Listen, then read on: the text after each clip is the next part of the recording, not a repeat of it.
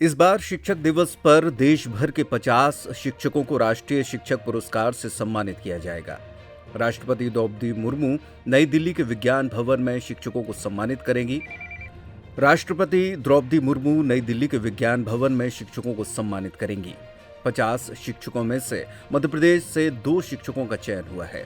दमोह से माधव पटेल और मंदसौर से सुनीता गौड़ा का चयन हुआ है, जो कि राज्य के लिए गर्व की बात है।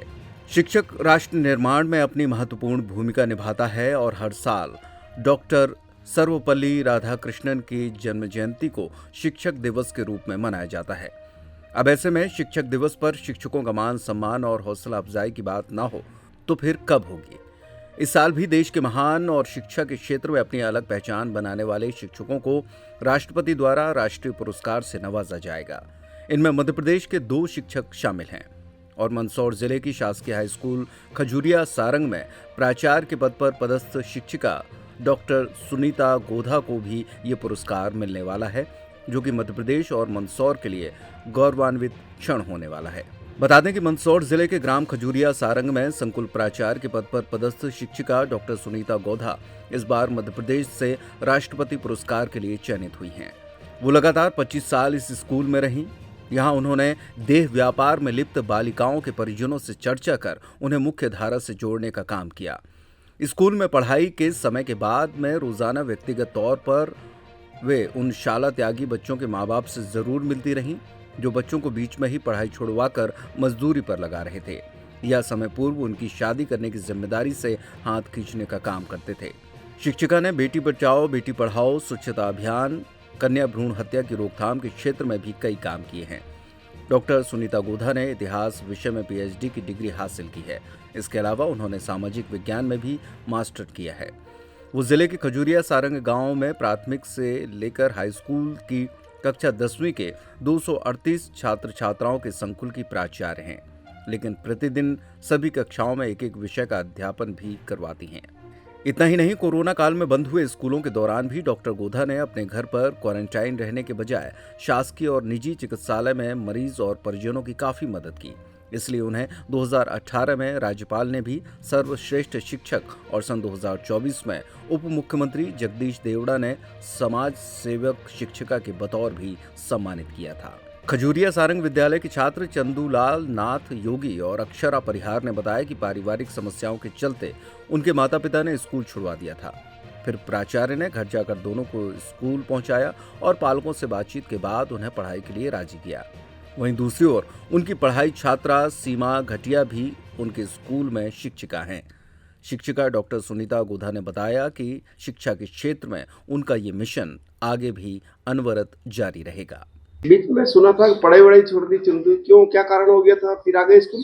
सर मैं 10th फेल हो गया था तो पापा ने मना कर दिया कि नहीं पढ़ना, फेल हो गया इसलिए। वो मजदूरी करवाना चाहते थे कि अभी मजदूरी करेगा 200-300 रुपये आएंगे। फिर मैम ने फोन लगाया कि अभी 1 साल और पढ़ा दो, इस साल पास हो जाएगा। तो फिर पापा आए ऑफिस में और मैम ने समझाया, उन्होंने फिर 10th में उन्होंने एडमिशन दिलवाया। अब तुम तो पढ़ते तो हो नहीं? सर अभी मैं इस साल मेहनत करूंगा अच्छे और फिर पास हो जाऊंगा। क्या करना आगे जाके? आगे जाकर सर इंजीनियर बन। आप वापस जो है आ गई? और पहले पापा ने मना बोल दिया था कि वो नहीं पढ़ाएंगे, तो फिर मामा जी मुझे यहाँ लेके आए और उन्होंने पढ़ाया। और फिर 10th में आई, उसके बाद मामा जी ने मना बोल दिया था कि वो नहीं पढ़ाएंगे। फिर हमारी गोदा मैम ने बोला, उनसे बातचीत की, इसलिए वो मान गए और 10th में पढ़ाया। अच्छा, अब आना जाना का क्या, वो क्यों मना कर रहे थे? वो आना जाना दूर पड़ रहा था इसलिए।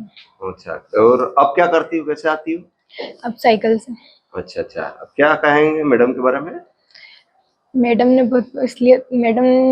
उनसे बात की और पढ़ा, इसलिए उनको धन्यवाद कहना चाहती हूँ। क्लास अटेंड कर लेते हैं, लेकिन अब आप राष्ट्रपति अवार्डेड होने वाली हैं। बधाई, हमारी तरफ से शुभकामनाएं। Thank you sir. अब पोस्टिंग कब की थी और क्या विषय बिंदु रहे हैं? सर मेरी प्रथम नियुक्ति 1998 में शासकीय कन्या उच्चतर माध्यमिक विद्यालय में उच्च माध्यमिक शिक्षक के पद पर हुई थी, जिससे पहले शिक्षा कर्मी कहा जाता था। तब से मैं लगातार वहाँ पर ही अध्यापन कार्य करवा रही थी, जहाँ पर कक्षा 9 से लेकर के 12 तक की छात्राएं अध्ययन करने हेतु आती थी। और जब मैं शुरुआत में वहाँ गई तो वहाँ संख्या बहुत कम थी स्कूल की, तो धीरे धीरे ऐसा कुछ लगा कि चूंकि मैं खुद एक बेटी की माँ हूँ, तो मुझे लगा कि बच्चों को शिक्षा से जोड़ना चाहिए। तो सतत मैं उस काम में लग गई और मुझे जैसे जैसे समाज का या पालकों का सहयोग मिलता गया, इस कार्य में आगे बढ़ती गई। शुरुआत में पालकों को समझाना थोड़ा सा मुश्किल था। या तो आप ये मानकर चलिए कि सामाजिक कुछ कुरीतियां ऐसी थी जिनकी वजह से पालक का ये कहना था कि हमें लड़कियों को आगे नहीं पढ़ाना।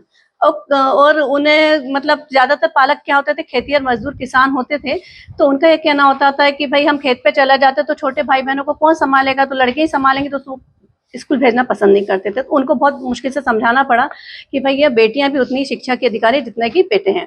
दूसरी बात, कुछ पालक पढ़ाना तो चाहते थे, लेकिन वो किसी न किसी कारणवश या आर्थिक समस्या के चलते वो बच्चियों को, बेटियों को स्कूल नहीं भेज रहे थे।